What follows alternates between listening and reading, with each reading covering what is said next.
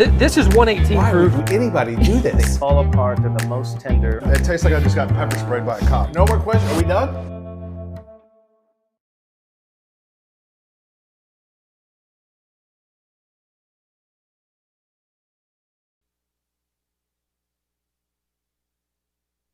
Hey guys, thank you all for waiting on us here. We know we're coming in 2 minutes late. We're pumped that you're still with us. Center's gone over the top this year and getting a couple of cameos from a couple of famous Marvel superstars. I'm Wolverine, and with me today, Captain America. Captain America, thanks for joining us. Anything for the country, sir. Perfect, he's in character. That's great. We're coming to you live from Giant Distillery in Houston, Texas. So if you think a couple of Marvel characters isn't big enough, don't worry, we're in Giant Distillery. It just gets bigger.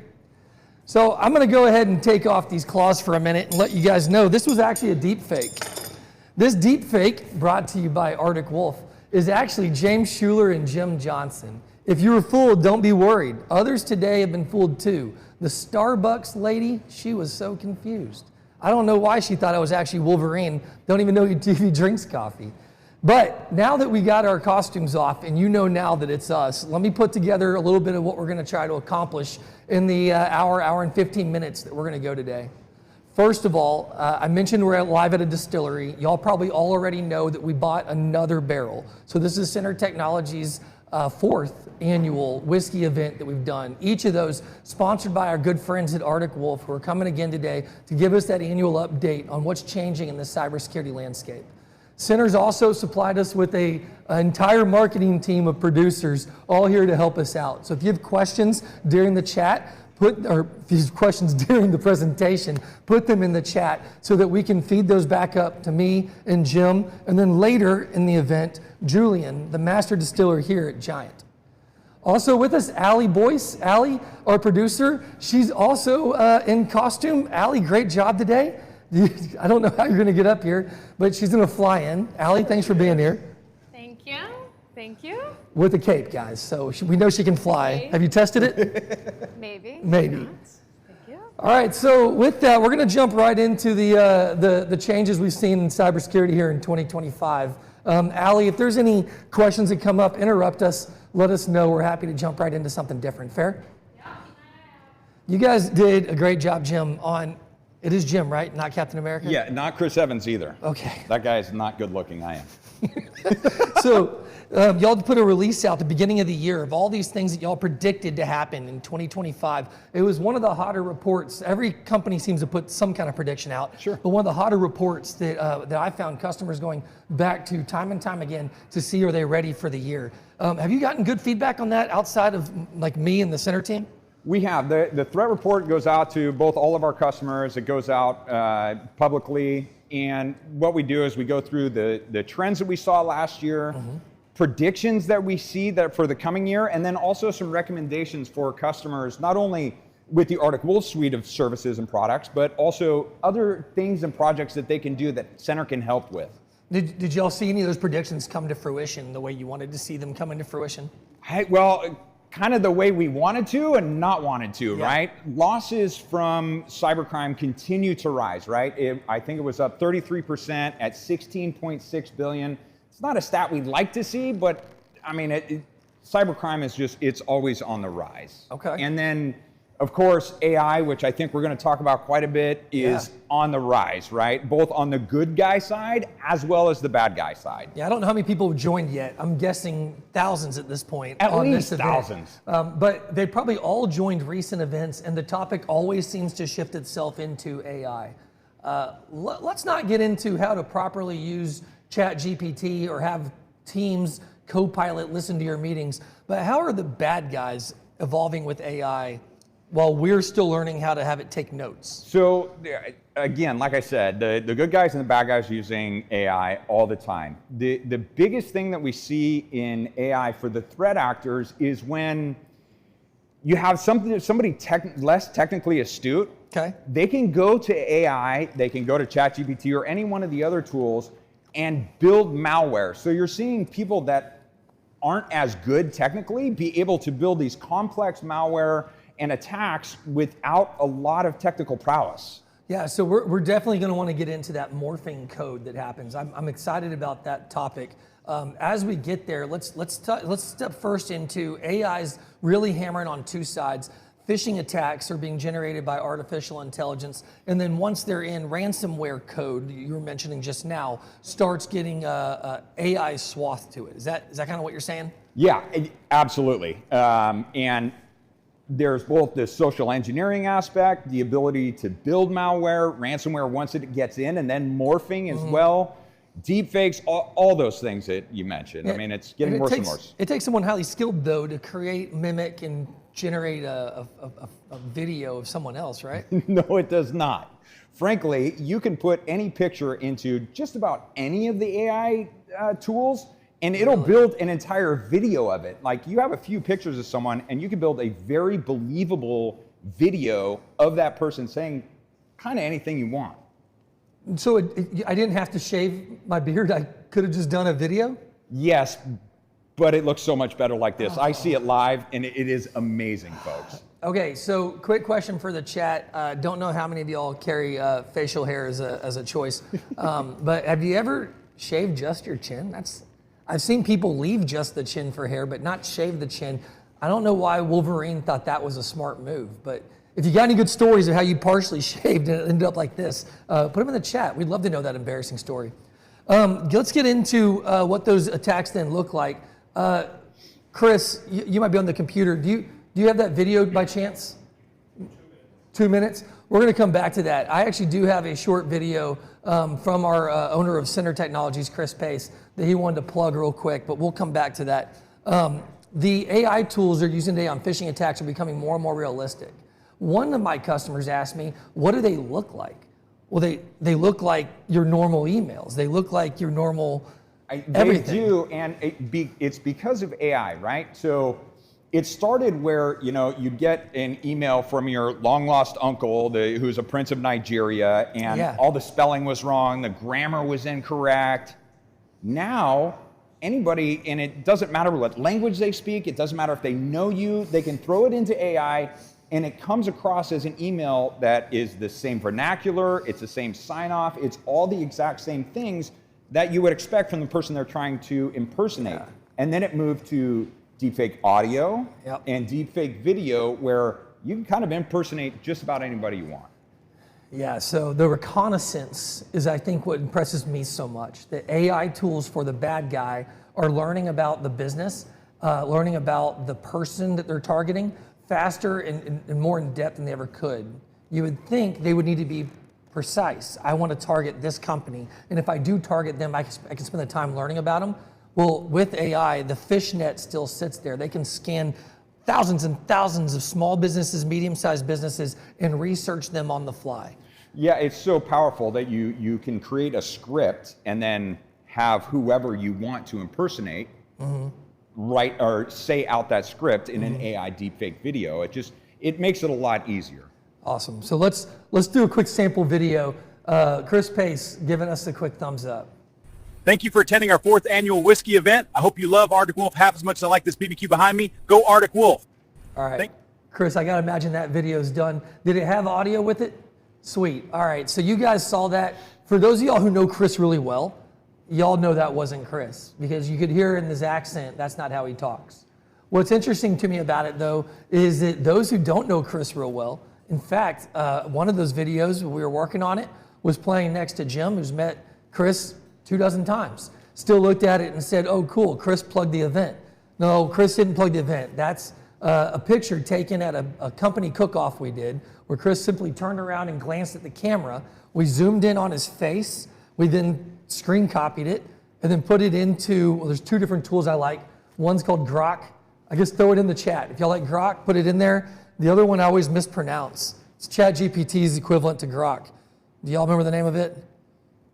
If you said... I'm at a loss. However, but I will say that Chris Pace would absolutely say those words, though. It's how he would say it. Yes. It's how he would go about it. So he has isms, and those isms, those behaviors, those characteristics, an AI tool can pick up on those quickly. And then they plug those into the language model to train the AI tool on how to fish more effectively. So again, show of hands, anyone had an employee go to Best Buy and go buy the CEO gift cards for them to effectively get through their next meeting? Well, this is the evolution of that. And no longer is it necessarily a text message with bad grammar. Instead, it's a visual. It's specifically how they would write it. It's calling out something meaningful. I did one on myself to try to learn how this works, and it actually called out one of your invoices.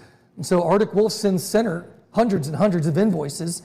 This was referencing an invoice, a back due payment, an amount that wasn't a round number, and it was believable.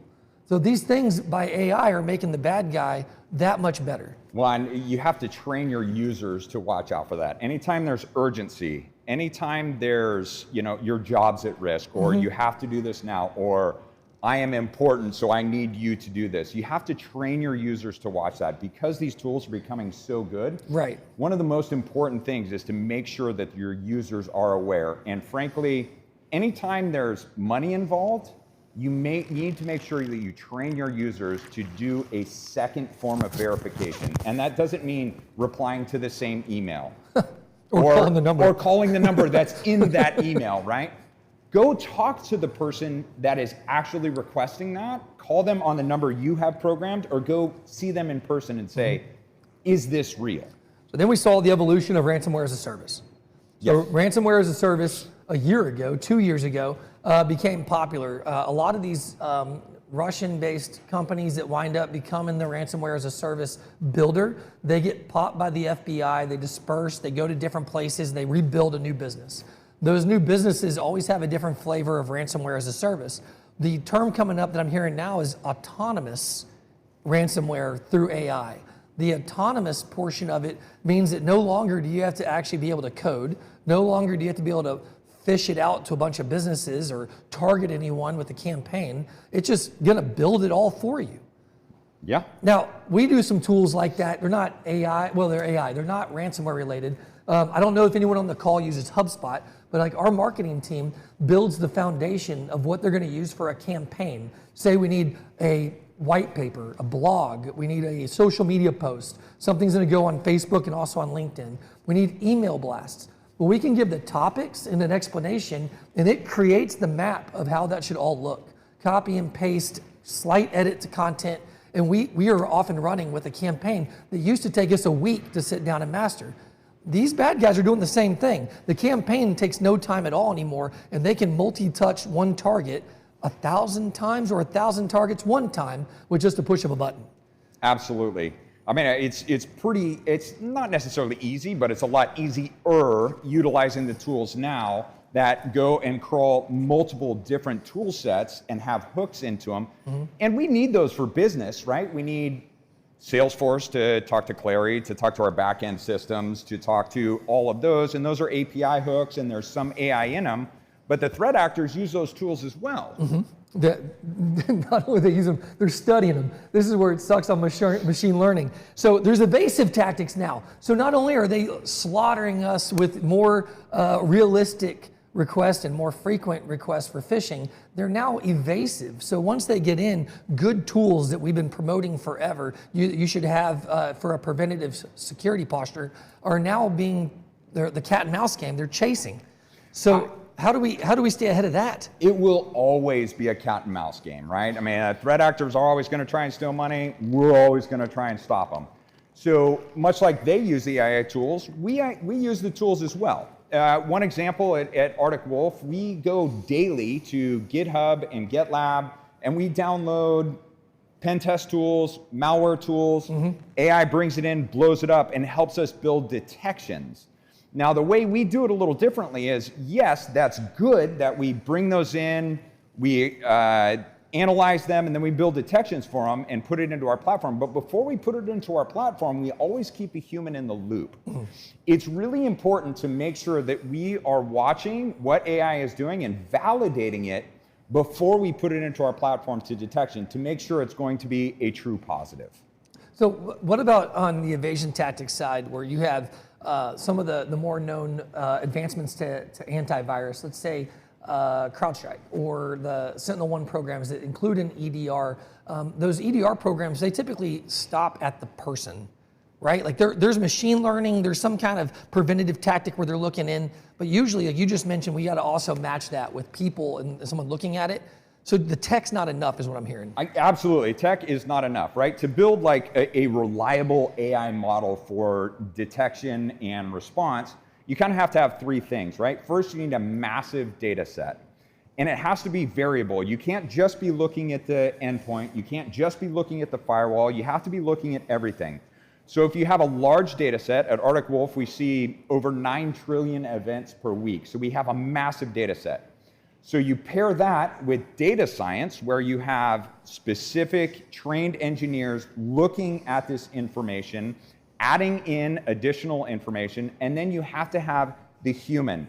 At Arctic Wolf, we have over 1,000 engineers in our SOCs with over 300 million man hours of cybersecurity experience training our models. So any one of those three isn't enough. You need to have all of them to have proper detection. Let's talk about evasion tactics. I didn't know what evasion tactics really were until later half of this year. One of them that's really got me excited is the morphing capabilities of the code. So AI is able to start by getting in, and you've seen it before if you've been through a ransomware attack, that it IP hops. It looks for privileged accounts or credentials. We're used to that. But now when we have good tools that catch it, it morphs the code. That blows my mind that it's changing on the fly now to stay ahead of the preventative tool. So it's almost like positive hallucination, right? You hear about hallucination in AI. This is like positive hallucination for the threat actors, where it's morphing and changing into something better. Now, again, I don't know a whole lot about it, and I don't know why you and I are sitting here. Why? Well, honestly, You don't think we're smart enough? Like, I would lean on Stark to do all that, and I don't know why Professor X isn't. Say it. Never mind. I think you're right. We are the right people to talk about this. We're the wrong Avengers. You're not even an Avenger, bro. I like to pretend I'm an Avenger. Okay. All right. So then there's two different code types, polymorphic and metamorphic, which that's where I think I start leaving my area of like how technical I might be. But in addition to morphing the code, it can behavior learn. That's wild too. It knows by watching what I'm opening every morning, by seeing what my computer startup programs look like. It sees that in certain days I have recurring meetings, the same communications with specific people. Heck, 365 is letting them know who I communicate most with. So it can start seeing exactly what kind of correspondence they would expect me to get to help trick me. Absolutely. Y'all's job is getting harder and harder. Like the perfect example of this is the Waymo taxis, right? Waymo. Right? You hop in, it's an autonomous vehicle, and it drives yourself. Now, it has all the sensors, it has all the AI, and it sees a green light. The second it sees a green light, does it floor it? No, it has to morph. It has to take several other inputs into it. Is there a pedestrian? Is there another car running the red light or speeding through the yellow? So it can't just take a 1 or a 0 and say, okay, go. Yeah. It has to take different things into context in order to make a decision. Spatial AI. Spatial AI is pretty cool when it Did you comes just to coin that. that? No, spatial Okay. AI exists. So spatial AI is one of the reason we don't have autonomous vehicles and electric vehicles that are driving us around yet is that spatial AI is leading in hallucinations. Sure. You and I talk a lot about hallucinations. Rarely is it AI hallucinations that we get to visit on. So the AI hallucinations are a real deal too. We're very slowly building the business case here. The evolution this year is probably greater than any year past. 100%. And we probably ought to expect next year's evolution of AI and of cyber attacks, the marriage of the two, to grow even faster. There's an old adage right now, it's a new adage, that AI is as bad today as it's ever gonna be. For any technology. Yeah, right? it's all getting better from here. So now we're at a point where we gotta figure out how to stay in front of it. You mentioned at the beginning of this that you gotta continue to train your end users to be on the lookout for these things. Urgency, is it your job on the line, that type of stuff. Now we're getting into how does the proactive technology looking for these types of behavioral anomalies and threats go into the environment and see these things when they're evasive. Pretty Sure. tough. Now, let's say I'm the company now trying to adopt my own AI. Yeah. I'm probably not getting into Waymo's level of spatial AI. I'm probably doing a bit of generative AI. Sure. Do you want to start maybe with some like loose definitions, generative versus agentive? So agentic is, in my opinion, probably the best model. The agentic creates a bunch of agents, agentic, to do specific functions, right? When you limit your model to a small scope of work, it has less chance to hallucinate, right? So you have small agents that are doing all of these different activities, and then you have one controller that's covering all of them, and then always keep a human in the loop to make sure everything's going okay. But I think agentic is probably the way to go because it limits the hallucinations. All right, so if we're trying to limit hallucinations, there's got to be good reason. I can't imagine that there's a way to eliminate it fully. But No. those changes in AI, when they do something different, does an MDR program recognize it like a human behavior? Sure, absolutely. So we build in detections for both human actions as well as computer actions or AI or whatever you want to call it. So we look at all of those different things, whether it's if it's anomalous, we're paying attention to it, regardless of whether it's human action or AI action. All right. So Center customers, the clients that rely on Center to keep them running every day on IT, we get every one of them on a specific standard definable security posture, and all of that is defined by NIST standards, a government standard that we adhere by and follow. The security side of that is all done by the cybersecurity framework, which is now on its 2.0 rendition. I'm curious about your opinions on 3.0. Do you think that we're going to have full-blown MDR, SIM, and SOC as a standard in the next 12 to 18 months that every company, no matter their size, has to have an answer for to pass audits, cybersecurity insurance, and other, or will it remain EDR and that's the foundational item? There is no question. When we talk about compliance, when we talk about insurance, when we talk about any of the things, you're talking regulatory organizations, you're going to have EDR, you're going to have MFA, you're going to have 24/7 watching, which is MDR, SOC as a service, right? Yeah. Or a security operations program. So you're absolutely going to need all of those things. And if I'm hearing you right, we're going to start talking about insurance? Soon, it's coming. Okay. Don't we all want that? If we're going to talk about insurance, I'm going to need a drink here. Well, they don't have drinks here. They don't? Well, this is a distillery, Okay. so I'm sure we can figure something I out. believe Wonder Woman would bring us a drink. I may or may not fly on over with a little treat. Oh, thank you so much. Thank you. Is this the bourbon or the rye? Do you recall? It's the rye. The rye, nice. Alcohol free. Yeah, right. Yeah, well, technically, I'm not supposed to drink in uniform, so. Guys, if y'all are at home watching with us, feel free to grab a drink. If you're at work, please wait till you get home. Second, if you're taking a meeting with us after this to continue how some of these topics around AI and cybersecurity are going to impact your business, we're going to be bringing a bottle of this to you. This is from our barrel select that we did here recently. Here in about 5 to 10 minutes, Julian, who's the master distiller at Giant, is going to be joining us, going over what this all looks like, how they make it, and what to expect when you have your own bottle. So stick around one more session, and we'll be excited to talk more about this rye. Rye is a grass. Okay. It helps me feel like I'm drinking a vegetable. All right. It's healthy. It's a healthy grass. So you mentioned that we're going to talk about insurance, and we should. Let's as we segue into it. Your team has an entire branch dedicated to incident response. Yes, sir. So sometimes all these preventative measures that we're preaching about, they do fail. And when something gets around them, or the mouse wins the race over the cat, we need some way to respond quickly. Sure. You've taught me a lot about blast radius and how we want to shrink that to the smallest level possible to limit the impact to the business. And so I'm going to guess that the team's probably heard a lot about that today. With the evolution of what we've seen in AI, has that caused a change in how y'all address responding to attacks? It has a little bit. I mean, the same tactics are the same when we talk about threat actor negotiations. So the negotiation tactics are the same, and the ways that our incident response team reverse engineers what some of the threat actors are doing is the same.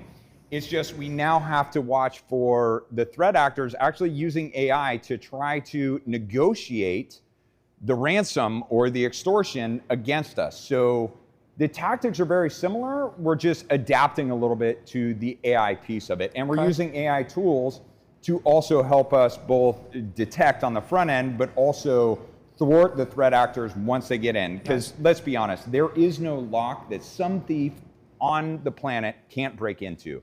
So we have to make sure we minimize the impact of anything that happens for our customers and for the customers that aren't Arctic Wolf security operations partners that come to us and just say, hey, we got hit.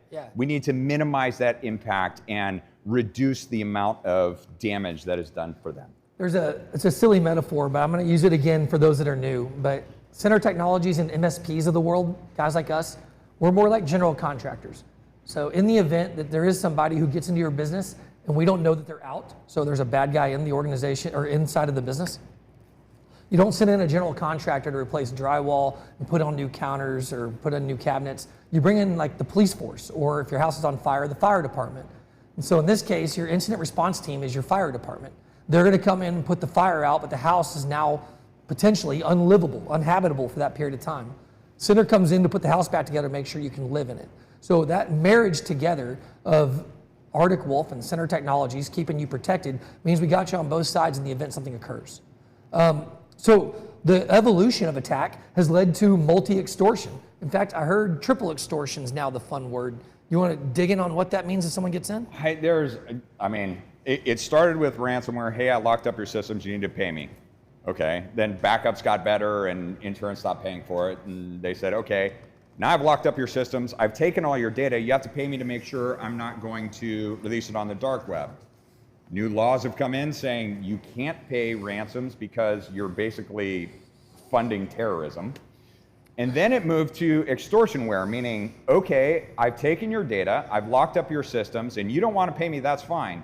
But the people in that have PII in the information that I stole from you, I'm going to contact them and tell them if he doesn't pay me, I'm going to release this information. It's horrible for schools when we're talking about children. Like that, it's so schools have tax dollar money too, so they can't spend that on ransom. No. And if they don't pay the money, they're going to release to the parents that we're going to release your child's personal identifiable information. Their school schedule, their possible psych information, anytime they've seen the school counselor, what extracurricular activities they're having. Like extortionware is, it's horrible.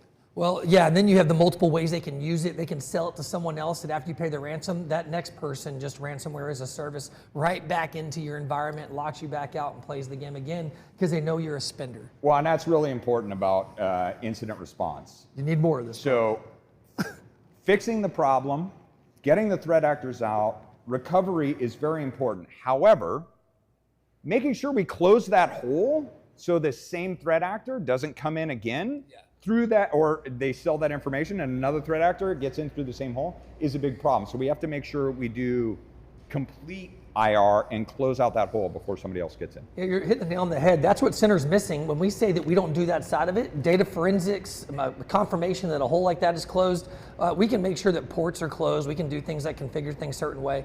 But that level of tool is not something that we hold on to, nor is negotiation something that we're skilled at. Many of y'all know that if y'all have negotiated with our sales team, y'all usually win. So talk about how AI's adjusted negotiation too. The bad guys have definitely started using it. The bad guys have absolutely used it. Now at Arctic Wolf, we do hundreds of IR cases month in, month out, right? So we have a giant database of who the threat actors are, even if they move or they rename themselves. So we have a huge database. And we utilize AI in order to analyze that data and then get information into our threat actor negotiators faster in order for them to have a more positive interaction with the threat actor. Is that a less glorious job than I want to believe it is? That feels like it's got to be a cool gig. So I'll tell you what, like I'm happy any of the center customers that are out there, if you want to talk to one of our IR folks, these people are ninjas. I'd be happy to set up a call with them. I've had them on my team call. Those are the calls that my team absolutely loves, like how we're actually doing it, how we're reverse engineering the threat actors, how we're reverse hacking them. Like, we can't spill all the beans, but I'd be happy to have one of our IR team talk to any of the center customers who want to. Okay, so let's get into the insurance statistic I wanted to share with everybody. What's happening right now is claims are up. 2025 saw, just in the first quarter, 17% increase in claims for cyber attacks. There could be two reasons. One, most businesses are now getting into cyber insurance. So you don't need to raise your hand on the chat, but if you want to talk about how to get it and you don't have cyber insurance yet, I can definitely help you make sure you get a package that is good for your business. Once you have cyber insurance though, and something goes wrong, typically they tell you that your first call should be to them. They're gonna set you up with an incident response team that they want you to have. And that's not bad. It gets you out of hot water. You don't always get to pick your fireman. But the reality now is, now that we've evolved with this, you can choose a package and a team that you already know and can count on. So why don't you talk a little about that, how your offerings evolved for an incident response package? Yeah, absolutely. So when we first got into incident response, we offered something called IRJS, which is a super low cost incident response jumpstart retainer. What we found is that customers were buying a bunch of hours, pre-booked hours, and towards the end of the year, if they didn't use them, they had to use it on something else that they didn't really want to. There was no planning, so it was kind of like, here's your retainer, call me when you have a problem. Well, we wanted to make sure our customers were planned, so our incident response jumpstart retainer was starting off, doesn't come with pre-booked hours, it's low cost, we're able to plan for an incident when something happens. Your incident plan is on our portal, so it's not on the server that was ransomed. And then we evolved this year to something called Incident Response 360, revolutionizing the IR industry. Frankly, several insurance brokers and carriers said, I don't know why anybody hasn't thought of this yet. So what we did is we released an incident response retainer that covers a customer end to end for one incident per year. So you don't have to worry about if you have enough hours, if you have too many hours. We'll just say we're going to cover you end to end for one incident. And then we added on the plus to that, so IR 360 Plus, which adds the ability to do a tabletop exercise, another touch point around covering our cyber resilience assessment, and then also going over the incident response plan that the customer has. So we've kind of revolutionized that in order to help our customers be more prepared, not if, but when the bad things happen. You told me about the program on how you sit the team down and kind of go through, like we could do different people. We could take 10 people from this call, get them in a room together, give them a persona. Here's your job description. Here's what you're going to be in this role. And we act out with a Arctic Wolf incident response team member how this all plays out. Yeah, so it's basically a table read, right? So we have a couple scenarios, but we go through a table read where we get several people in the room and somebody is the CIO. Okay, yeah, they're going to be involved. Somebody is the CEO. Yeah, if it's bad enough, they're going to be involved. Somebody's going to be a sysadmin. But then there's going to be, okay, a branch manager or head of production, and you don't know all these personas that need to come into it until you do something like that. But a table read is a great way for customers to open their eyes to what would actually happen when something like a ransomware event happens. And again, we'd be happy to do that with the center customers that are on the call. I think, Ali, I think we got a fun idea that if y'all do want to do that, if you're interested in it, at least throw your name in. I don't know if we'll have enough people of interest. I would love to sit in or maybe help host one of those. So if you do want to do that, if I could get some help on making sure we capture the names. Table read exercise, be a virtual event. Great follow-up to this and just maybe the intro to getting your business involved in a tabletop exercise more formally. Hey, Ali says we have questions. Should we go over there? Okay. I'm not nervous at all. Yeah. What you got, Ali? Not that intimidating. Todd has a great question. He said, what advancements in email security, specifically new tech or product, is available to deal with AI-generated email threats? Oh, yeah. That's right up your alley. Actually, it's more up your alley. We partner with companies. Yeah, actually, I won't. I got say a good them, answer. But I got a good answer. So a couple things, Todd. Great question. First of all, used to be Arctic Wolf only did detection and response. Their side of the house is now locking down compromised accounts. So if someone does get in and the MDR component picks up that something's behaviorally wrong with a specific 365 account, they're going to isolate, contain, and remove it from the tenant for a minute so that we can work on it. So it buys time. So 365, Mimecast, Abnormal AI, if we see a phishing email, we can have that deleted from the entire database, right? So we can take active response against that. Now, as far as detecting a phishing email, that's where we would rely on our partners, which you are partners with, to actually tell us, hey, there's an issue here with an email. Yeah, it takes a village. There's other tools too in that are going to help us along the way. And Center's got a tool stack of like 60 different products to make sure that we have a very well-rounded security posture for our customers, again, aligned with a government standard in NIST. So Todd, I've got a long list on that, plus elevated things you can do through groups like through Harmony, which is one of our partners through Checkpoint, that I'd love to talk to you about. So if you'd like some follow-up there, let me know. Insurance is always, Allie, was there more questions? Not yet. Okay, perfect. Tell Todd I said thank you. Todd, thank you. Because we're answering all the questions perfectly, or we're just giving so much great information? Yeah. Hopefully they're just waiting for Julian to talk about rye. Yeah. All right. So the other end of this was that insurance companies, when they wanted to give you their group, they would end up having a whole lot more say into how things play out. But by doing it the way that Jim, you're talking about, you take the control back into understanding exactly how the company's going to respond and who's going to behave in what direction at what time. Now, what I've been hearing is insurance companies are getting smart. I hate that. They're starting to restrict and decline on specific AI issues. We mentioned AI hallucinations earlier, but your own AI stack is actually part of your problem. It's a risk. Most have been talking about keeping data in a specific manner so that the data isn't out on the web. You gave a good words of wisdom to me before this. Quit putting it in ChatGPT free. Sure, absolutely.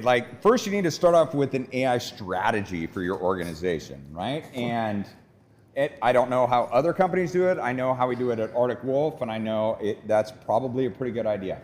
So allowing your end users to use ChatGPT is fine. ChatGPT is a great tool. It's very powerful. However, don't put any proprietary information on there.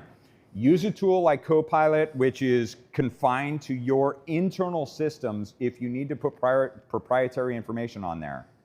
So start with a strategy, right? And make sure you're not using public entities that you're putting information in that could be used for other people. Yeah. Make sure you're using a closed loop system, such as Copilot, to make sure your proprietary information isn't getting out. And let's be careful. Copilot, when it's not paid for, Copilot included is not a closed system. Sorry. Yeah, you're good. Copilot, though, does have the ability, especially when you're putting your data into SharePoint and have a strategy around the Microsoft stack for protecting your data, to be closed. Center has that. We eat our own dog food. That's what we do in-house. We can bring that to your business as well if that intrigues you. It's not that much work. It is a lot to get everyone together and agree, but it's not much work to get the data prepared to be there. So if insurance is seeing more claims, if the restrictions are starting to increase, the evolution, according to some of my insurance buddies, is that AI attacks, because they can't calculate risk, are one day going to be restricted down to not being included at all in your insurance package, means that we can't just solely rely on insurance. I can't stress that enough. If you look at the price tag of a preventative tool and say, don't worry about it, if I get hit, I have insurance, that's now a flawed way of thinking. May have been flawed at the beginning, it's now really flawed now. So there are ways to inexpensively increase your security posture and make a big impact to where you sit for responding to these types of threats. Everything from the preventative side, making the employees aware of what to look for, and scanning the systems looking for threats, noticing where open doors or unlocked windows might be, and the response team having a proactive path to response is something that your team at Arctic Wolf does. Center partners with them for those aspects. So this enhances the security package that we offer to our managed services customers tenfold. And we put our money where our mouth is, right? So How so? we started in the beginning by saying, look, if you're covered with Arctic Wolf, we're going to give you a warranty, right? So if you are breached on our watch, we're going to cover you for X amount of dollars. Well, we've ratcheted that up because, again, we fully believe what we're doing protects our customers, and we offer now up to a $3 million warranty. So all the things that insurance may not cover, we can actually help cover that if you are an Arctic Wolf customer and something does happen on our watch. And it's kind of revolutionary, the amounts that we're providing and the ways in which we're providing that. On top of that, there are several insurance brokers that we work with that look favorably upon customers that run Arctic Wolf services. And if you're searching for a new cyber insurance carrier or a new broker, we'd be happy to put you in touch with a broker that can help you negotiate those terms, and we'll give you the tools, the ammunition, in order to help either reduce your premiums or increase your coverage. That's the perfect ending right there. That was great. So all y'all that are on today, if y'all have any interest in any of those products or how Center can help lift your security posture to at least that of the Cybersecurity Framework 2.0, put your name in there, make sure it's known so that I can follow up with that, make sure we get somebody to help you out.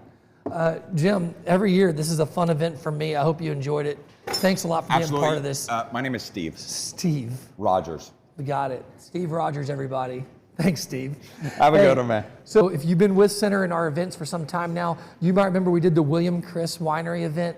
We did that in the High Texas area. And we brought it to you virtual, just like we're doing now.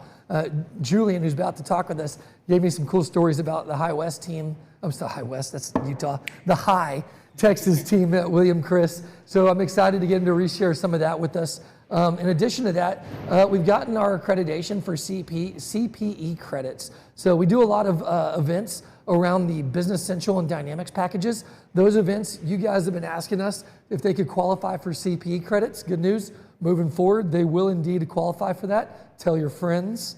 We'll make sure that we get those to you next time. All right. Let's move into Giant Distillery. Julian, thank you for being here. Hey. Appreciate it. Always good to see you. I should have told you that we might be deep faking superheroes. Yeah. My bad. Are you a superhero It's today? okay. I'm a super distiller today. Yeah, Distiller man. We should have given you that heads up. Let's start with something really basic. Can you share with the group online who you are and what you do for Giant, how long Giant's been around, some of those basics? Well, yes, my name is Julian and I make the juice. Okay. Pretty We're much. moving No, on. I am the head distiller and distillery manager at Giant Texas. We are a grain to glass distillery. Everything we make here is from scratch. So authentic Texas whiskey. I have been making whiskey for 8 years now. So yeah, here we are. You told me a little story about what you were doing before whiskey. What were you making before this? Well, originally I'm a computer science and systems engineer. Yeah. So I got involved with the company. I developed their database in SQL. Yeah. And they gave me the opportunity to work with the company. I became the plant manager of the coffee operation. We come from a huge coffee background. And then later on, we opened a branch of the company to be a distillery, and then I just dived myself into the whiskey world. That makes sense. All you guys that are SQL DBAs or data scientists who want to get into coffee, that's the path to becoming a master distiller.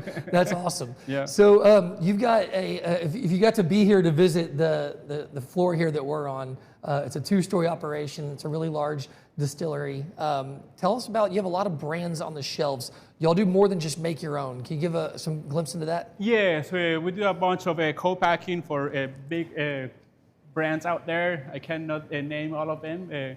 Because there's too many, because or just of because of the NDA. NDA? Yeah. So yeah, but we do a lot of brands for celebrities. You bought the bottle of Bingham. We have the Ryan Bingham's bourbon is made here. And we also make a bunch of vodka, we make brandy, we make gin, single malt, a little bit of rye and bourbon too. And we also make beer. So we do pretty much everything we need to live. This was impressive to me. We found you guys through the beer. So what led us to Giant was the Tejas brewery line, which led us to Giant Distillery.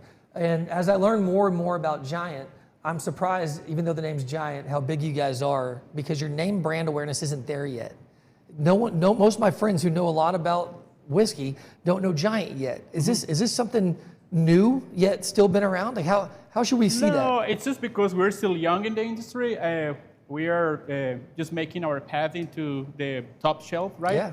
And we are in a very non-strategic area of the city. This is a very industrial area, so trying to find us is really hard. but yeah, we're here. We're making good whiskey. We're making it with passion from scratch, and we are very proud of that. And we're very happy to see the product growing. Okay, 51% passion. 100% passion. 95%, yeah. All right, so you mentioned that they're in an interesting spot in Houston. This industrial area we're in right now, you told me before it was rice. Yes, this used to be the old Uncle Ben's rice plant. They started building this place in the 1940s. This was the first parboiled rice plant in the east side of the world. Okay. All the rice for the military was made here for the military in World War II. Okay. So they had this plant for 50 years. Then they left, and this place was vacant, and that's how we got into the picture. The family bought this place to turn it into a coffee handling facility. Okay. Why coffee? Because I don't know if you guys know, but Houston is one of the 5 ports in the U.S. where the coffee is tax exempt. So that made it very attractive to bring coffee from overseas into this plant. We're still working with coffee. We have our sister company next door. They are roasting and packaging coffee. But 10 years ago, the owner, he started a new adventure to make his own whiskey. And that's how we got into the whiskey world. Nice. I didn't know that at all. So that's interesting that we're tax-free coffee on the way in, but tax when I buy it. Allie, you got something for us? We have a fun little question just to kind of kick us off. What defines a rye versus a bourbon? Oh, let's Good jump question. ahead. Yeah. I had to. Who The asked audience that? wants to know. I'm going to keep them guessing. So to answer that question, let me define first what is a bourbon, right? All the bourbon is whiskey, not all the whiskey is bourbon. Bourbon is a specific type of whiskey. It's a denomination of origin. It's an American whiskey. So in order for a bourbon to be called whiskey, I call it the 5 rules game, right? It has to be made in America, anywhere in America, not only in Kentucky. You can make bourbon in Hawaii if you can afford it, right? We're making bourbon here in Texas, right? So made in America. Second, the majority of your grain has to be corn. So at least 51% of your mash bill has to be corn, okay? Third, it can't come out of the distiller more than 80% alcohol or 160 proof. When I say proof, take that number that I said before, divided by 2, and that is the alcohol content, okay? So 100 proof, 50% alcohol, 80 proof, 40% alcohol. For this particular rule, you cannot pull the liquid out of the distiller more than 160 proof or 80% alcohol.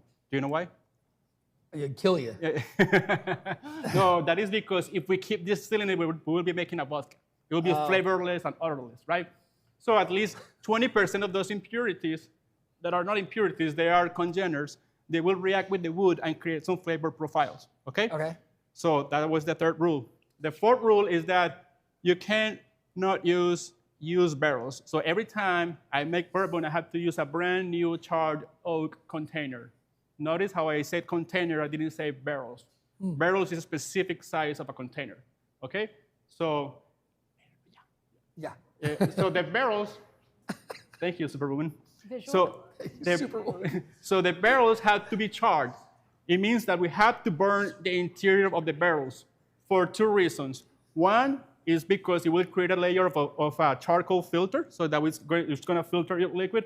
And 2, because by burning the interior of the barrels, you're caramelizing the natural sugars of the wood. And once you add alcohol into the barrel, that alcohol is going to dissolve all those caramelized sugars and incorporate that into the flavor of the whiskey. The sugars in the wood. Yes, there is sugars in the Someone's wood. asking that question, Allie, right? The sugars in the wood. There's no sugars in wood. Yeah. Sweet and low. Keep going. This is great. Okay. Keep going. So brand new charred oak container.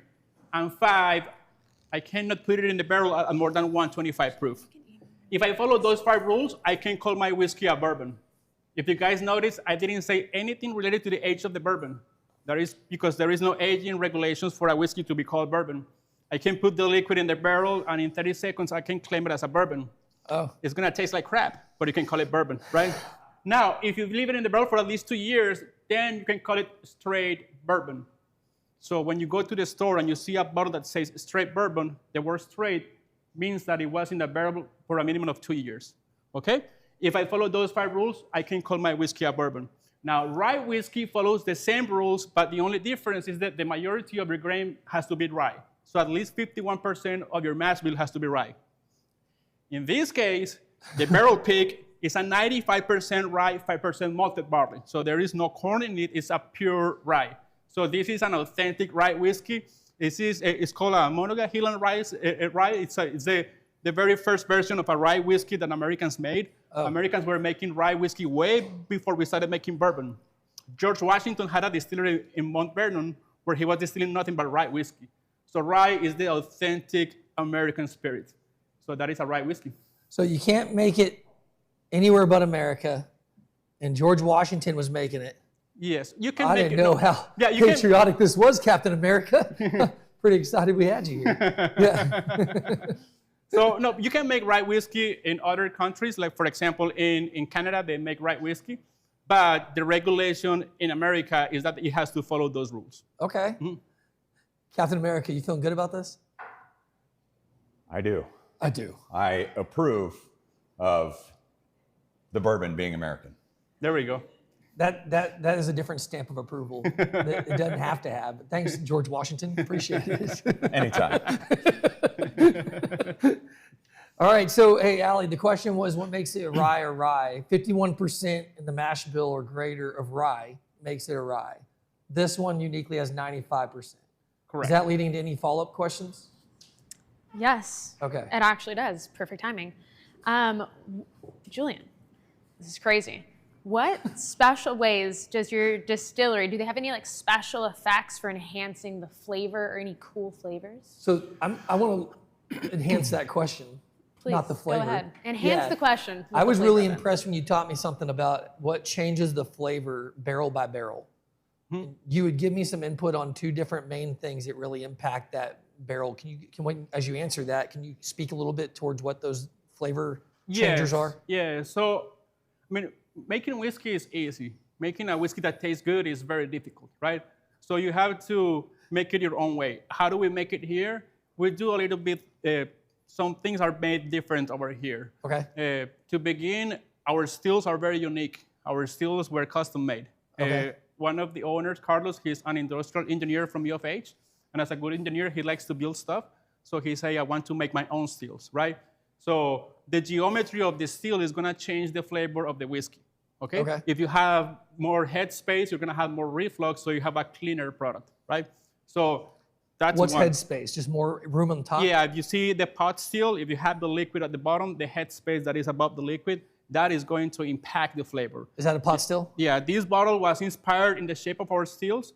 So in the still, the liquid is going to be at this level. So the more head space and the more obstructions you have above the liquid is going to create more reflux. Therefore, the liquid is going to be cleaner. Okay? So that's one thing. Second, the way we age our whiskeys here is a little bit different. We do it in 2 steps. You know why 2 steps? Because it's a Texas thing? Because we are in Texas and we love the 2-step, baby. So we do the first part of the aging is going to happen over here, where it's a metal building, so we're gonna hot box those barrels for 6 months, right? And then we move the barrels to our barrel warehouse down the street, which is a more cooler environment, so we're gonna try to slow down that aging process, right? That's another thing that we do different. You were talking to me about the barrels. The composition of the barrels they have a very deep impact in the flavor of the whiskey, right? I can have 2 barrels sitting next to each other, filled on the same day from the same batch, and they can develop different flavor profiles. Why is that? It's because the barrels are unique. The chemical reactions that are happening in the barrel are unique to the barrel. One, by the way, we only use white oak to make barrels. So that is the chosen wood to make barrels. And if you think about it, one fully grown oak tree will take between 40 to 60 years to be fully grown, and you can only yield out maybe 6 to 8 barrels out of one oak tree. So maybe this stave that is here came from an oak tree that was up in the mountain, and the stave next to it came from a tree that was down by the river. Different soils, different properties, different flavor profile. So that's the uniqueness of a barrel. That's why when you guys see a bottle that says single barrel, it usually has a higher price, because there is only 250 bottles that have the same flavor profile. That's what you guys are going to be tasting in a barrel pick, the uniqueness of a single barrel. When you select then the wood you want to age your whiskey in, do you choose something as specific as high in the mountain or down by the river? You can't. You can't. You can't. I mean, so well, there's an maybe element of chance of what you're playing in as well. Yes, but you have your requirements. So whenever I'm gonna buy barrels, I ask the cooperage that all my barrels have to be a char number 3. The char levels that go from 1 to 5. The 5 is the higher exposure to the flame. 2 is less exposure to the flame. We go right in the middle, char number 3. And we also require that all of our barrels are seasoned for at least 12 months. So the wood is being seasoned, it's being dried outside. That helps with the flavor of the sugars of the wood. Okay. So if you take a barrel that is only 6 months seasoned, it's gonna have a very green flavor. It's gonna taste very oaky, and it's gonna taste with a lot of tannins. So all their barrel, like higher season time, char number 3. And we always get our barrels from the same cooperage, and they have different levels, different trims. We go with Cooper's Select, which is the highest standard in quality. Just gonna throw out a random thought. You guys have been with me long enough to know that we do like the steak events, we do a bunch of stuff around barbecue. There's so many similarities. As he talks about this, every time I catch more. But did y'all catch that? You can't smoke with green wood. You can't age whiskey with green wood either. They've got to be aged to the right amount. There's a lot of science behind when is the wood ready for the whiskey to go into it for that aging. And then what was cool to me too, I didn't know this part about the 2 years. So 2 years, now it's straight. So yeah. straight whiskey listed on the bottle is just really, it's a marketing thing. It means 2 years. Yes. But everything's almost 2 years. Do you know many that are selling under 2 year aged? Oh yeah. There's lots? Yeah, I am part of the Texas Whiskey Association, and we were having the meeting this morning. We were trying to come up with a standard for Texas whiskey. And somebody said, well, it has to be aged for a minimum of 3 or 4 years. And then Jared, the master distiller from Balcones, said, well, I sent my blue corn whiskey to San Francisco Spirits Competition. It was 5 weeks old, and we got double gold medal. 5 weeks? Yeah, 5 weeks old. So you can make really good whiskey. Would you be that brave to do something that short? Not really. I mean, I'm being more conservative. We're trying to hit the traditional consumer. So that could be a waste if done wrong, right? Like if you wind up doing it too soon. Yeah. Obviously, you can pull samples of the barrels and taste it and see how it's available. True. You sample it. Yeah, but yeah, I mean, you can get really good products in less than 2 years. All right. Hey, Allie, did you have a question? What are your thoughts on reusing barrels? We have a competition going on right here. Some people say you can't reuse barrels. It has to be new barrels. I know, it has to be new. Someone's saying he's a liar? Did someone call Julian a liar? No one's calling you a liar. We're just kind of backing you up here in the chat. No, it's a very common question. There is an aftermarket for the barrels. I can use the barrels for other products like single malt, like American whiskey, like rum, for example.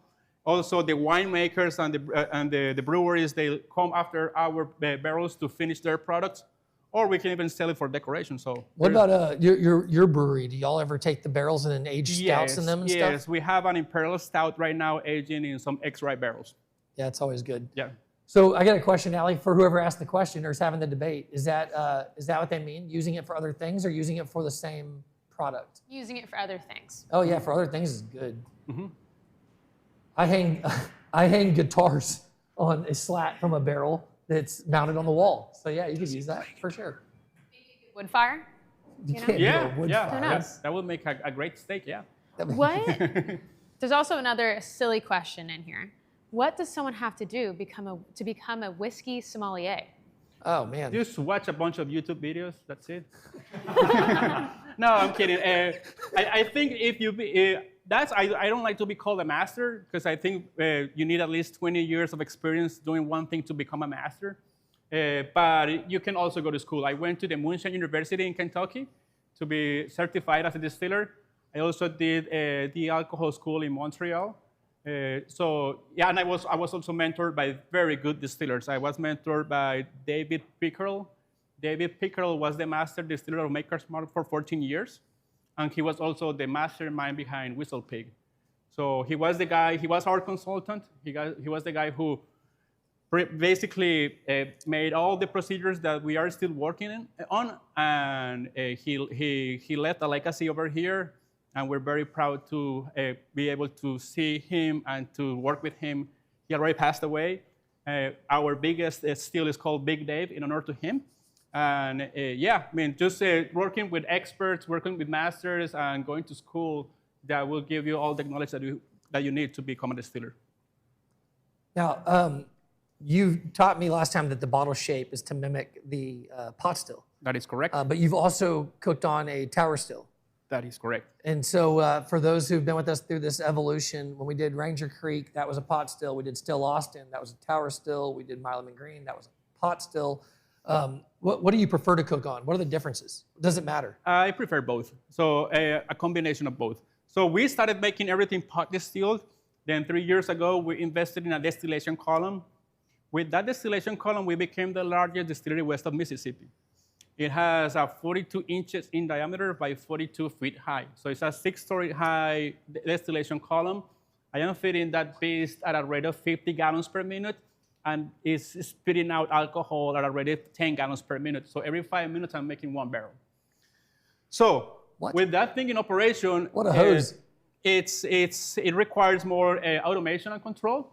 It removes a lot of the romanticism of the distiller because you don't have to open and close valves. You don't have that.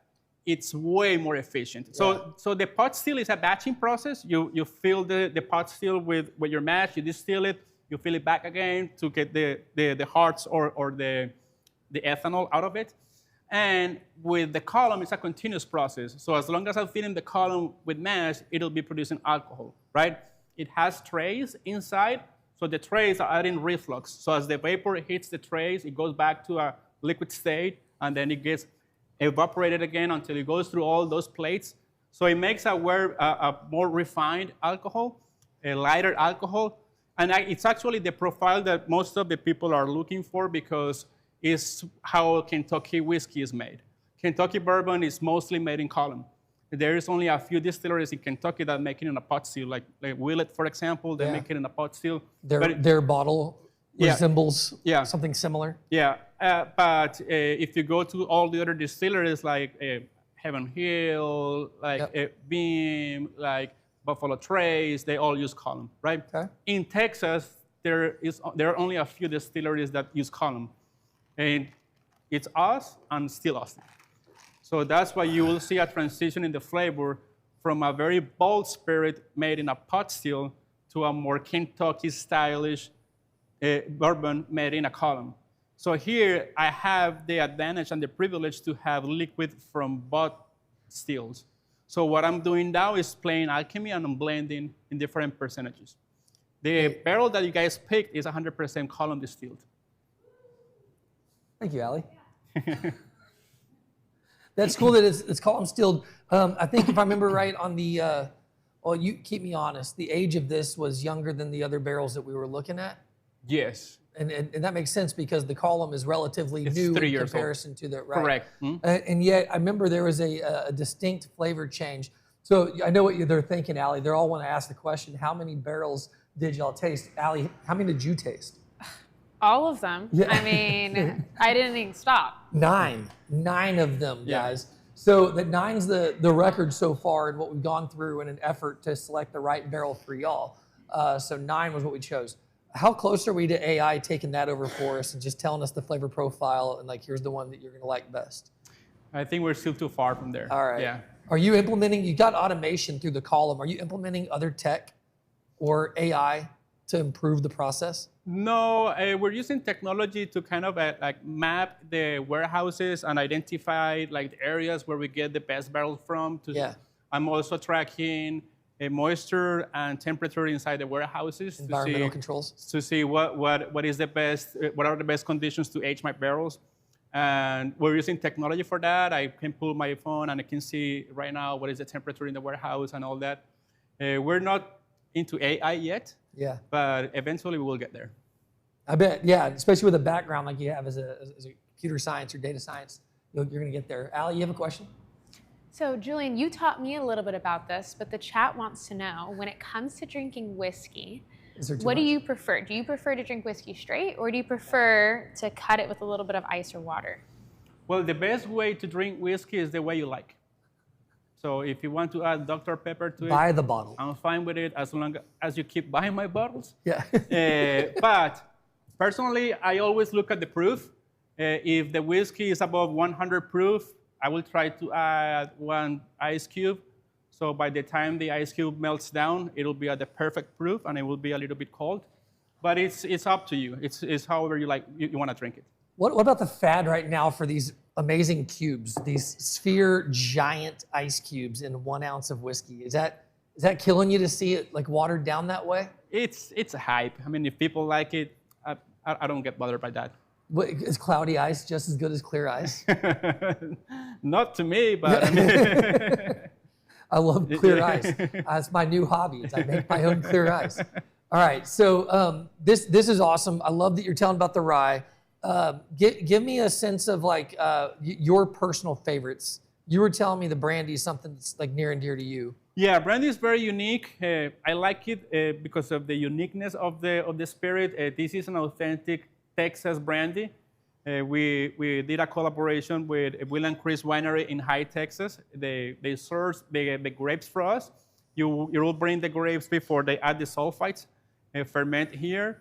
And then this was a blend of 2 grapes from the Texas High Plains, Orange Muscat and Trebbiano. When you are making a brandy, you cannot call it Trebbiano. You have to call it Uni Blanc. I don't know why. But brandy, it's a very particular flavor profile. This one was aged for 7 years, and we put it in the bottle at cask strength. You guys tried it, and you guys liked it a lot, right? Yeah. Yeah. Yeah. It's good you didn't give us the bottles before today. We would have probably consumed all of them. Yeah. Allie, how's the chat going? You have more?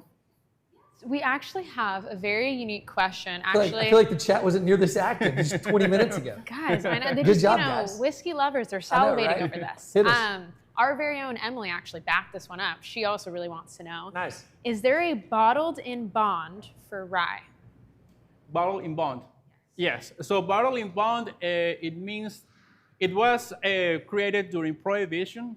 It was created as a way to guarantee that the whiskey was coming from a distillery, because back then people were blending a lot of stuff into the whiskeys. So nobody knew if the whiskey was legit or not. So for a whiskey to be called in bond, it has to be made in the same distillery by the same distiller in the same distillation season, and it has to be at least 4 years old and bottled at 100 proof. If you follow those rules, you can call it a bottle in bond. So there is rye in bond, and there is also bourbon in bond. Technically, anything can be in bond. We also have another question, just Yeah. kind of looping back earlier. You said because it's 100% Texas. Do you struggle with a greater Angels share here in Texas? That's a very good question. So yes, the climate. Who asked that? The climate Don't worry has about a it. very deep impact in the way you age the whiskeys. In Texas, as we know, it's a little bit warmer than Kentucky. Yeah. So you have to take that into account, because if you have more heat exposure, when it gets hot during the day, the liquid is going to try to expand in the barrel, like get inside the staves, and then when it gets cold at night, it's going to contract. If that happens in a way that is very aggressive, the whiskey is going to be over-oaked. So you have to understand the conditions that Mother Nature is giving you and just deal with that. How do we do it here? In 2 steps, as I said before. We keep it here for a few months, for 6 months, and then we move it to our barrel warehouse. Our barrel warehouse is made out of concrete, so it's a much cooler environment. So we're kind of slowing down that accelerated aging process that happens in Texas. And additional to that, I only stack 3 high. So I stack in pallets, so I only have three stacks of pallets, and every 6 months I rotate the pallets. Because if we think about it, the barrel that is going to be at the top is going to have more heat exposure than the barrel that is at the bottom. So to avoid that, every 6 months I rotate the pallets. So by doing that, I have a more homogeneous aging process, and I kind of balance out the heat of the Texas weather. That was a good answer to a great question. Yeah, who else? Anyone else got questions? Are you ready for another question? Yeah, go ahead. Keep it coming. All right, all right. What is the sweet spot for aging a bourbon to get the best balance of flavor and smoothness? Very valid question and very good question. It all depends on where you are aging it and how you are aging it. Some people use smaller barrels. Some people use 30-gallon barrels. Those barrels will be ready sooner than a barrel that is a 53-gallon barrel because of the ratio of wood and whiskey. In Kentucky, they say between 4 to 6 years is the sweet spot. Here, I'm still trying to figure it out. I'm tasting as I go, and I think for Texas, 6 years should be the sweet spot. I've seen very good whiskeys from Texas that are in that age range, and they are like developed. They have the balance between the caramel, the vanilla, and the nutmeg. Once you pass the 2 years, you go into the nutmeg phase, and you start developing more baking spices flavors. So that's why you have to wait those 2 years, right? So since it happens faster in Texas, I don't think 12 years old from Texas is going to taste great. So I think between 4 and 6 years. Awesome. Is there a limit to the amount of aging a bourbon before you begin to reverse quality, or does it just keep getting better with the barrel? No, not necessarily. Some people think that the older whiskeys are the best ones. It doesn't happen all the time. If you leave it depends also in the aging conditions. If you have a barrel aging inside a container, of course, in 4 or 5 years, that's going to be extremely over-oaked. So you have to balance out all those conditions and maneuver the barrels to have a better maturation of the process. So, and also, with the time, you start losing volume in the barrel.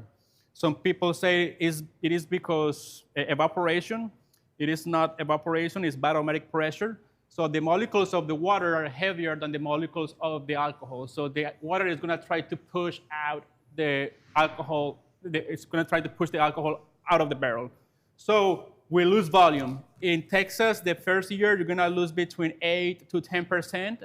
And then the following years, you're going to lose between 4 to 6%. So you have to be very careful when you pull the liquid out of the barrel because you might end up with an empty barrel. Oh, no. Yeah. Back to barbecue right there, like how much you lose in just trimming and then cooking. You go from an 18-pound brisket down to a 6-pound product that you can serve. That's why we're all paying $40 a pound right now. Love the similarities. Keep going. Do you have more?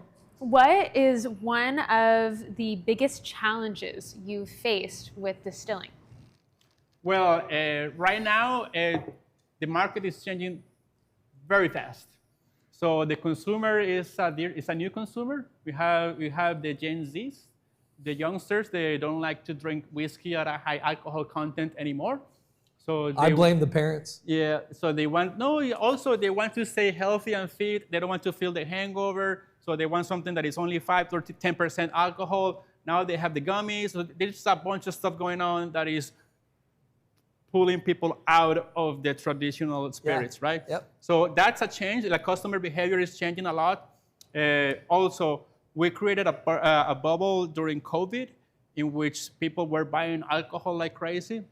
And that bubble just burst like a year ago. So now sales in whiskey are declining. Yeah. And last year was the first year in American history that tequila surpassed whiskey in sales in the U.S. Really? And that's all sponsored by celebrity brands.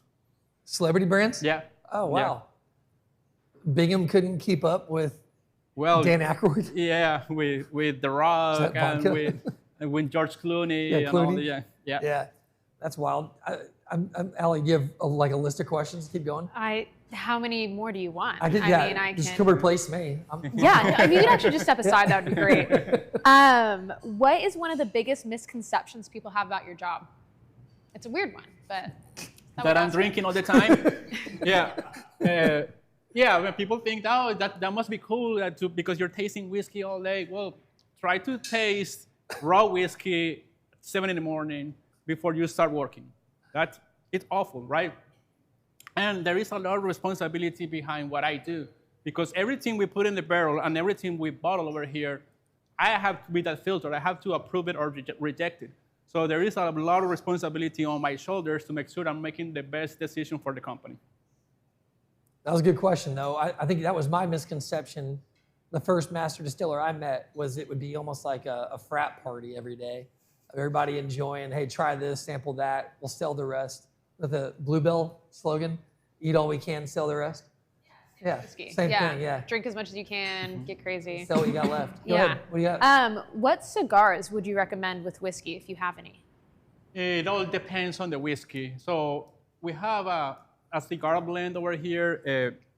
So I like to compare it like when you're pairing a whiskey and a steak, right? Like what kind of steak goes well with a whiskey, right? It depends on your preference, right? All of them.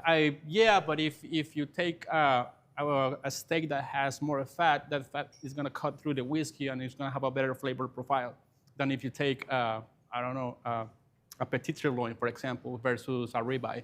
So I prefer whiskeys that are spicy. So rye whiskey to me is a very good candidate to pair with a cigar. But it all depends on what people prefer. It's up to you what you want to. And y'all sell some of those cigars here? Is that what you just said? We don't sell cigars You here. No, said you we have a cigar blend. So we did a collaboration with the Texas Whiskey Trail.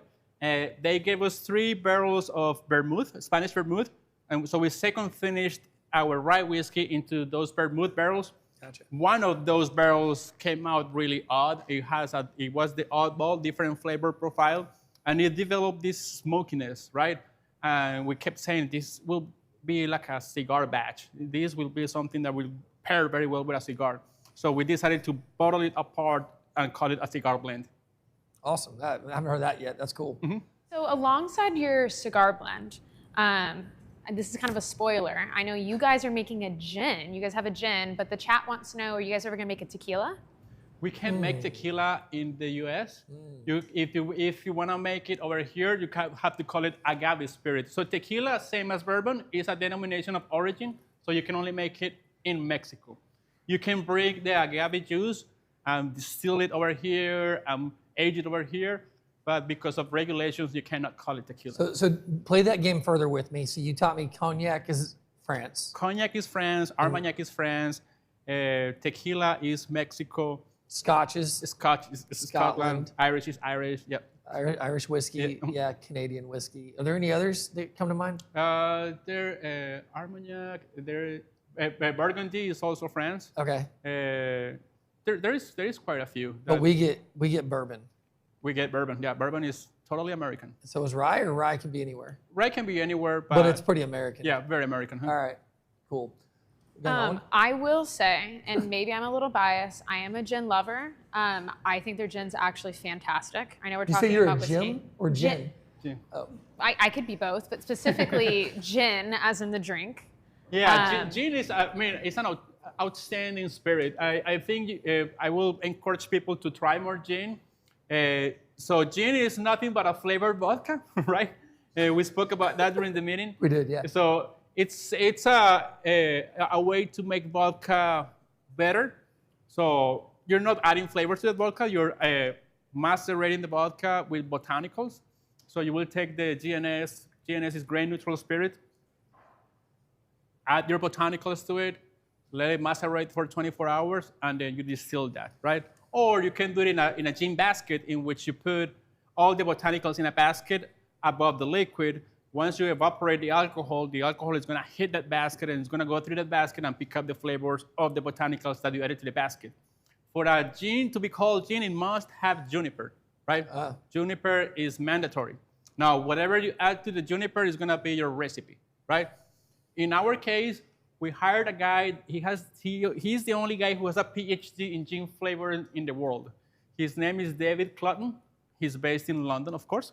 and he created this recipe. PhD? Yeah, in gin? PhD in gin flavoring. Okay. And he created this blend that he wanted to recreate something that was available in London in the 1800s. So it is a very basic recipe. Juniper, coriander, which is the seed of the cilantro, angelica root, grapefruit peel, and orange peel. Very, very balanced, very simple, very citrus forward because we are making gin for Texas drinkers.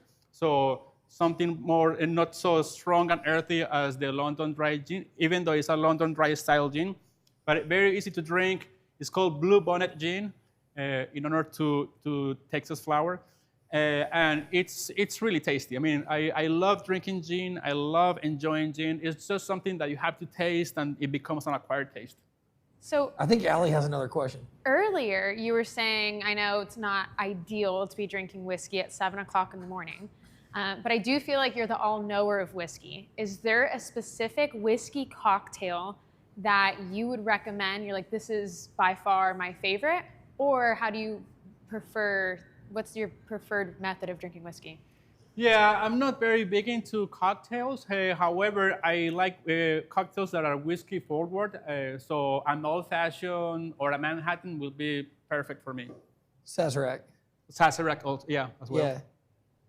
Yeah. Hey, Allie, I don't know who asked it. Whoever asked it probably does know the Sazerac already. I think that's a gateway drug into other forward whiskey cocktails, personally. Well, do you have other questions? What advice would you give to someone who is interested in being a distiller or has entertained that thought? Give it a try in the bathtub. Let's try it. Yeah, I mean, as long as you feel passion for what you like, just dive yourself into it. I mean, if you think that is something that you really like, just start learning about it. It's a whole new universe once you get into the whiskey world. You go from the consumer to the maker. You start learning a lot. But yeah, just start. That's all you need to do.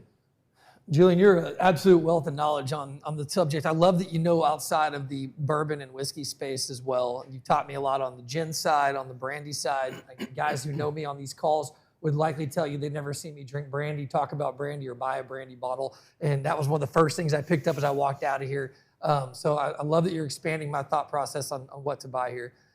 So to the team, I don't know how often everyone on this call is in Houston, but if you come this way, find them on this other side of Houston where you were saying you're tough to find. It's not that hard. But come find the Giant. Come hang out here for a little bit. Talk about the different spirits. And if you need some sequel DBA help, maybe you can throw in some advice for you there as well. But yeah, I thank you so much for doing this with us. This has been outstanding. Thank you guys for being here. We're kind of wrapping it up. Do you have any closing remarks or other topics you wanted to touch on that Allie hasn't already thrown your way? Just as last advice, I always like to recommend people that how to drink the whiskey. I know that's important. I mean, I see it as an experience. We make whiskey for people to enjoy it, right? Nice. We don't make whiskey for people to get wasted. So when you have a glass of whiskey in front of you, think about all that time that the maker spent making the right whiskey, making it right for you. And always, always take your time to enjoy it, right? Whenever you're in front of a glass of whiskey, just look at it. Look at the colors. How does it look? Is it hazy? Is it clear? What colors? Is it bronze? Is it amber? And always nose your whiskey after you see it. So when you nose your whiskey, try to keep your mouth open a little bit, right? Why? Because you're doing two things. One, you're avoiding to burn your nose. And two, you're forcing the fumes to go out through your mouth. So those fumes are going through your tasting buds, right? After you nose your whiskey, when you drink it, move it around your mouth, right? Don't feel goofy about that. It's called chew the whiskey. You have to chew the whiskey because you have to make sure the whiskey is in contact with all your tasting buds, right? And then always, always, always wait for the finish. We have this bad tendency to start talking right after we drink a whiskey, where you're missing a third of it, right? There is something called retronasal olfaction activity, which is that there are some fumes that stay in your body, and those fumes will complement the flavor of your whiskey. don't ever judge a whiskey on your first sip. You always, the human body, when you taste alcohol, you salivate, right? So you're getting situated with the whiskey. And the second sip, you're going to have a better appreciation of the whiskey. And always, always, always drink responsible, okay? That was strong. I like the advice on how to do that. We joked about how sometimes during the chew, if you breathe in wrong or you open your mouth, you wind up coughing or aspirating that little bit. Yeah. That's the worst feeling in the world. So careful on that chew or you'll wind up like me, embarrassing yourself in front of everybody. Perfect. Julian, thanks. No, thank you. Really you. Appreciate you doing this with us. Thank you. Thank you very much. So guys, we do a lot of these events. These events that we carry forward, we hope to bring, one, some entertainment to you, but two, relevant topics that continue to evolve in the IT space. So take the meeting with us. We're going to be following up with you. We're going to bring the bottle out to you so you can enjoy it and think about what Julian was going through when he was putting this into the column steel in an automated fashion at 42 inches wide, 42 feet tall, six-story column steel that he used to produce this bottle for us. But I want to make sure that you guys know that we're here to help you keep that security posture high. Second thing is, I know this is kind of cheesy, but I'm loving the community and ecosystem we're starting to build here. Since our last event, which we did the Pinkertons event, I've had collaboration with members of y'all in the audience and the folks that are helping us with these events. Y'all have done your own events at the venues that we've hosted these at. Chris, if you're on, you've done cutting boards for us for an event. You built a beautiful cutting board for our knife maker, Sergio, who traded you a beautiful knife for it. I think that's awesome. So guys, keep being creative. I know others are looking at working with 44 farms on different events. Let's keep this growing. I enjoy these events, my favorite part of my job, and y'all are enabling me to get to do more of these. So thank y'all for that, and I look forward to the next one. All right, guys, thank you.